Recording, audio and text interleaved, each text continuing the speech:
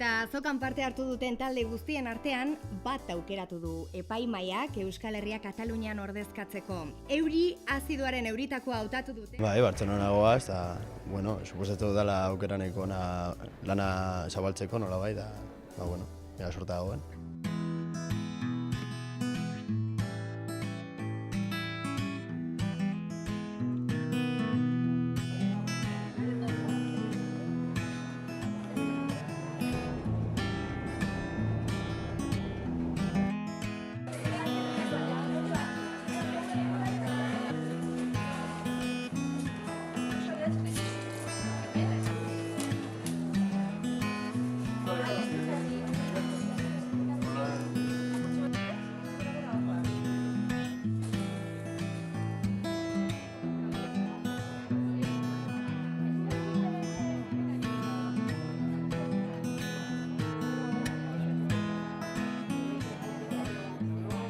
Bueno, ez da oraingo gauza, orain dela 10 urte ja, guk ikusita hemen, Katalunian dagoen hori deitzen diotena Trabeide Reserche edo horrelako zerbait dela batxilergoko proiektu bat 2 urtekoa.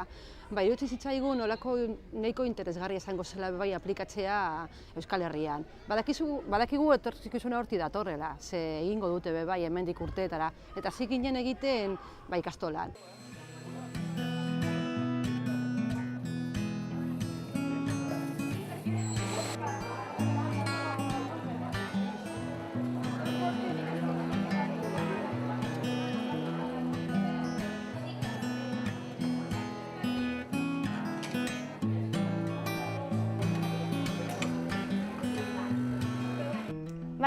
Baneuko zen bigai hasikeratan zala gastronomiari molekularrari buruz eta gero beste bat zebra muskuiluari buruz. Baina enekien egietan biek ditxodaz ondo ego zirala. Ikerketan pentsatzen hasi ginean, nire ideia printzipala zen zeozer uriazioaga zeitea.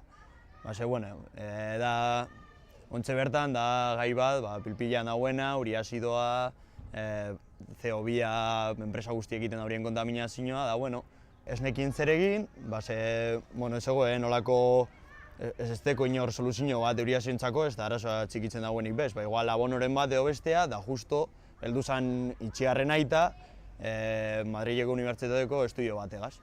Aitak bota justen korreo bat, esaten Madrilen erabili zeuria zela mejilloi normalak paietan eta jaten dugu zenak lurren neutralizetako eta kultiboak da hortuan erabilteko. Darduen, ibonegoan, bere euriazidoa goztazen nuen, nik erabili aldot ideia hori, euriazidoa neutralizetako eta hortik hasi izan muskuilu zebra eta euriazidoa konbinetan ideia.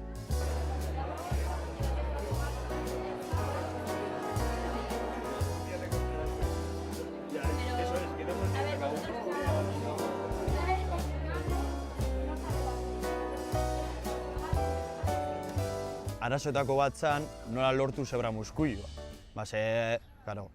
Printzipioz dago erreka guztietan, baina negua zen, guzti horien zauen, harineketan ibili bagintzan ikastolan presentateko lana da bar, darduen, joan nintzen hor neoprenogaz jantzite, harrigorria gara, zauzkuen hor piloa dauzela, haio nintzen prohibido el baño, bestea, guardabozka hitz egin edana, jendea begituten, hor harriek atera da hartu muskuilua. Azkenean, lortu gendu zen nahiko txo. Euriazidoa eta muskuilu zebra kombinatu izateko egin ginduna izan zen lurrazidoa lortu. Eta nondik, badakigu eukaliptoak erabiltzen dauriela lurrazidoa. Da justo ikastola ondo, handeku holango baso handibet eukaliptoakaz, da preguntetan ondoko baserrietan, azkenean partzelatxo batzuk hartu gindu zen, da horra ziginen lurre da untxikaka eta dan anaztuten. Lurra bageneukan, da ontsi mogune da, hartutako zebra muskuiluek, bertan jarri, da ondo badoan.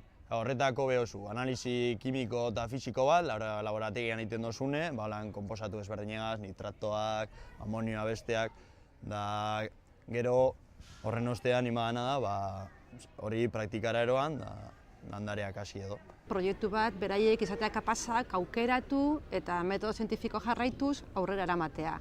Ikusi gindu zen propietate kimikoen artean fosforoa zela mitiko lentejak, fosforoa eta burdine. Orduen hartu gindu zen lentejak, garbantzuek eta indabak landatuteko eta egin ginduen lurra azidoan landatu, beste bat lur azidoa eta abonuegaz, beste bat lurre, abonu eta mejilloi normala, da azkenengo laugarrena egindun lurre, abonue da mejilloi zebragaz.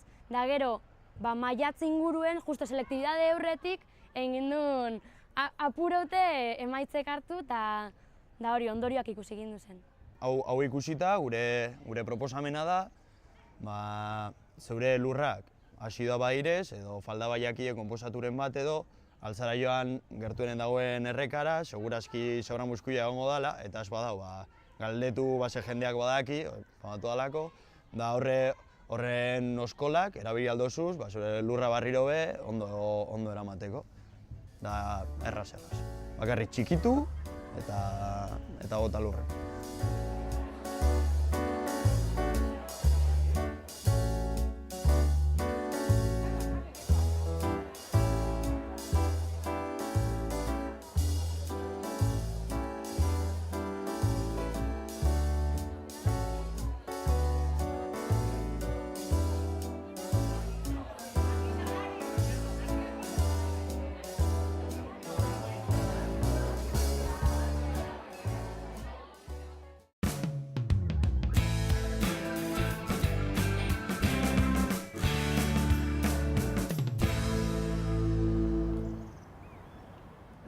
Teknika. Goizeko 10:00. Gela hontan ematen ari diren formakuntza ez da ohikoa.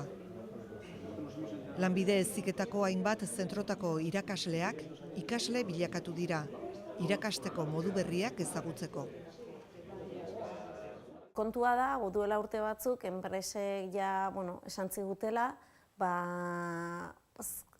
gaitasun tekniko ez gain, zeharkako gaitasunak ere behartziala, ikasleetan lantzia, eta horrek eraman gintun aztertzea metodologia aldaketa bat. Gu urtero saiatzen gara hori, pare bat lekutara juten, egon gara Finlandian, egon gara Dinamarkan, egon gara Suezian, leku askotan, eta ikusten dugu joera hori dela, metodologia kolaboratibak, aktiboak, baina batez ere igual bideratuta dago unibertsitatean.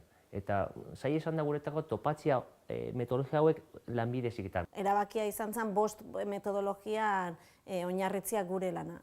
Eta 5 metodologia hauek dira arazoetan oinarritutako ikaskuntza, proiektutan oinarritutako ikaskuntza, analisia, kasuak eta simulazioa. Orduan, 5 metodologia hauekin ite deunan helburua da ikasleetan gaitasun teknikoaz lortzeaz gain, zeharkako gaitasunak garatziare bai.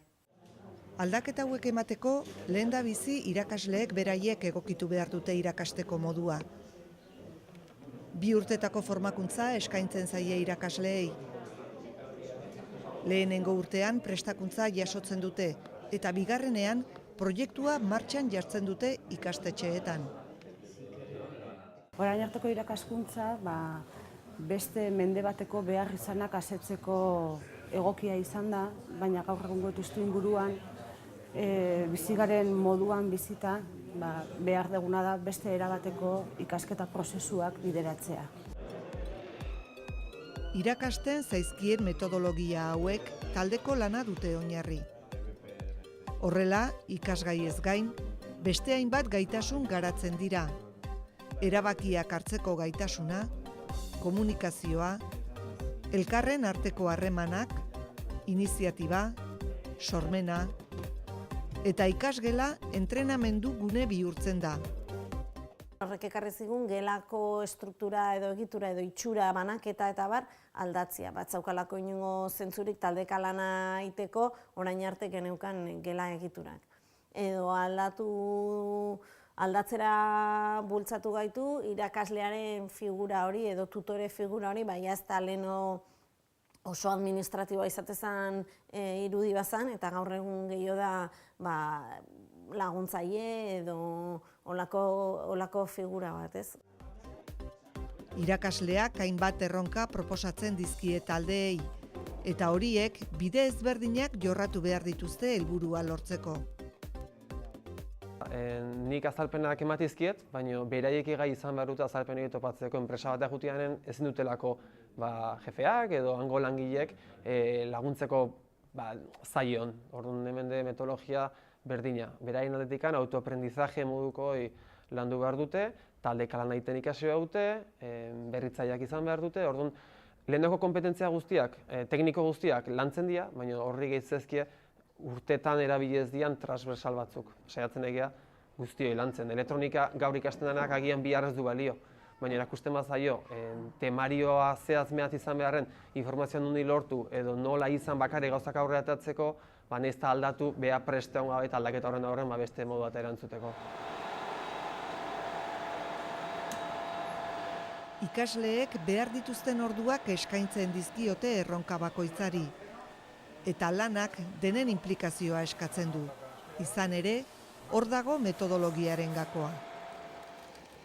Ikasleak asko, danak ez, baino asko, oso sistema tradizional batetik datoz eta beraien papera gelan oso pasiboa izan da, eta hori izan da beraien ibilbidea.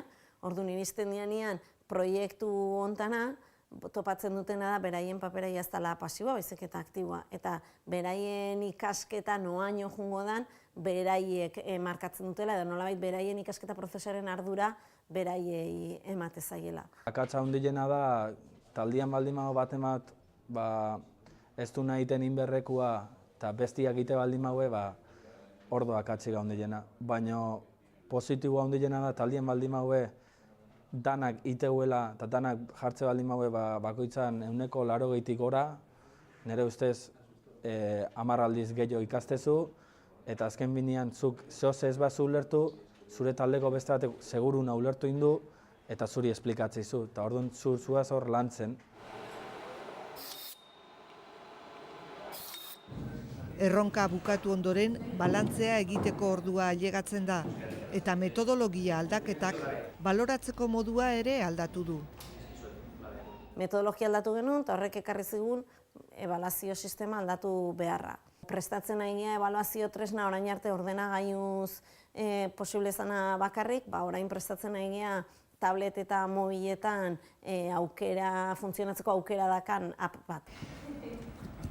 Bergarako Miguel Altuna Lanbide Heziketako Institutuko ikasleek eta irakasleek dagoeneko aplikazio berria erabiltzeko aukera dute. Ikasleek paper aktiboa hartzen dute ebaluaketan.